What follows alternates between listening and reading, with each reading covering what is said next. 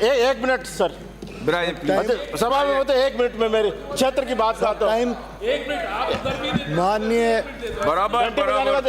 माननीय सभापति महोदय, बिल्कुल एकदम 5 मिनट में भी नहीं दिया।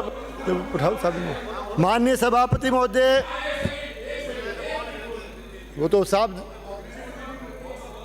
वो सभापति महोदय टाइम दे तो है ना सर, दे रहे का टाइम? आप बोलो, समय चालू हो गया। आप माननीय सभापति महोदय, दिनांक 10 जुलाई 2024 को माननीय मुख्यमंत्री महोदय के नेतृत्व में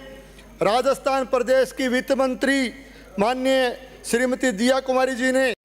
इस सदन में राजस्थान सरकार का परिवर्तित बजट 2024-25 पेश किया है। इस बजट का हम वेलकम करते हैं, स्वागत करते हैं, इनका बहुत बहुत धन्यवाद देते हैं। राजस्थान प्रदेश की जनता ने जिस आशा और विश्वास के साथ भारतीय जनता पार्टी को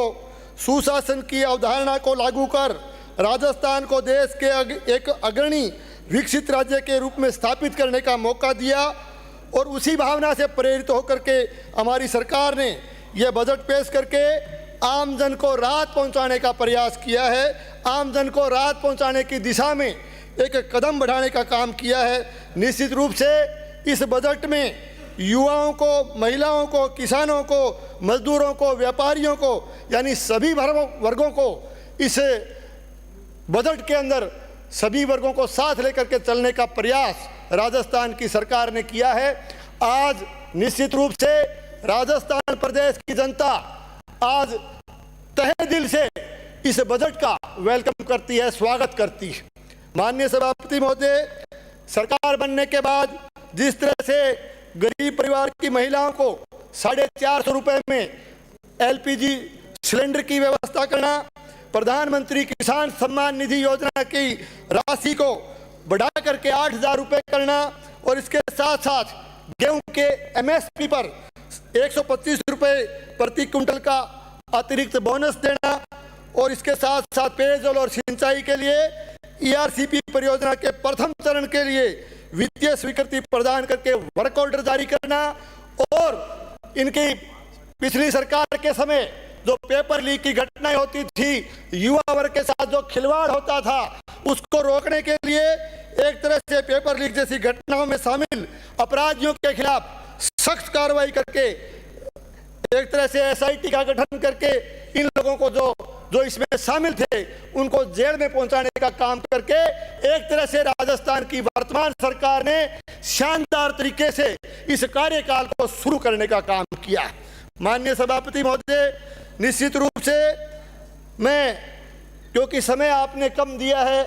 5 मिनट की समय सीमा में आपने बांधा है, तो मैं ज़्यादा लंबी बात नहीं कहते हुए मैं आपके माध्यम से ये कहना चाहूँगा कि मेरे क्षेत्र भादरा के, मेरे विधानसभा क्षेत्र भादरा के लिए इस बजट में भादरा से डुंगराना बोदला मरसीसर तक 13 किलोमीटर लंबी सड़क के लिए 20 करोड़ 18 लाख रुपए का प्रावधान इस बजट के अंदर किया गया है। भादरा सावा सड़क से भादरा राजगढ़ सड़क तक बाईपास निर्माण 8 किलोमीटर के लिए 25 करोड़ रुपए की स्वीकृति प्रदान की गई है। इसके साथ साथ माननीय सभापति महोदय, मेरे विधानसभा क्षेत्र के लिए युवा वर्ग और खिलाड़ियों को प्रोत्साहित करने के लिए हमारे क्षेत्र में जो खेल के क्षेत्र में जो प्रतिभाएं हैं उनको निखारने के लिए एक तरह से भादरा के अंदर खेल स्टेडियम की घोषणा करके एक शानदार कदम इस सरकार ने खिलाड़ियों के लिए उठाया। इसके साथ साथ भादरा एसडीएच जो उप जिला चिकित्सालय है उसके नवीन भवन के निर्माण कार्य को कंटिन्यू करने का फैसला भी इस बजट के तहत किया गया। मैं इन सारे जो काम भादरा के लिए दिए गए हैं उसके लिए माननीय मुख्यमंत्री जी का और माननीय वित्त मंत्री जी का आपके माध्यम से मैं बहुत बहुत धन्यवाद देता हूं, बहुत बहुत आभार प्रकट करता हूं, और ये निवेदन करते हुए कि जो बाईपास मेरे क्षेत्र में दिया है वो बाईपास तब जाके कामयाब होगा, उस बाईपास को तब सार्थक कर पाएंगे कि एक आरओबी जो है इस बाईपास पर एक आरओबी निर्माण की स्वीकृति भी आप प्रदान करने की कृपा करें। इसके साथ साथ मैं निवेदन करना चाहूँगा कि मंदिरों के लिए भी, मंदिरों के जीर्णोद्धार व धार्मिक पर्यटन को बढ़ावा देने के लिए इस बजट में भरसक प्रयास किया गया है। मैं कहना चाहता हूँ, मेरे भादरा विधानसभा क्षेत्र में एक तरह से उत्तरी भारत से, पूरे उत्तरी भारत से लोग लोक देवता गोगा जी की विराजे। पवित्र स्थली गोगामेड़ी पर माथा टेकने के लिए आते हैं। तो मैं कहना चाहता हूं कि गोगामेड़ी के इस मंदिर को भी धार्मिक पर्यटन स्थल के रूप में विकसित करने का काम आप करें। इसके साथ साथ जो खाड़ा निर्माण के लिए 1 मिनट निवेदन करूंगा सर, खाड़ा निर्माण के लिए सिंचाई का जहाँ तक क्षेत्र है, हमारा कृषि प्रधान एरिया है। हनुमानगढ़ और गंगानगर जिले में बाखड़ा और गंगा नहर परियोजना के अंतर्गत जो है खाड़ों के लिए 10 करोड़ का बजट दिया गया है। मैं कहना चाहता हूं कि इसमें सिद्धमुख परियोजना और अमर सिंह सिंचाई सिस्टम और नोर फीडर को भी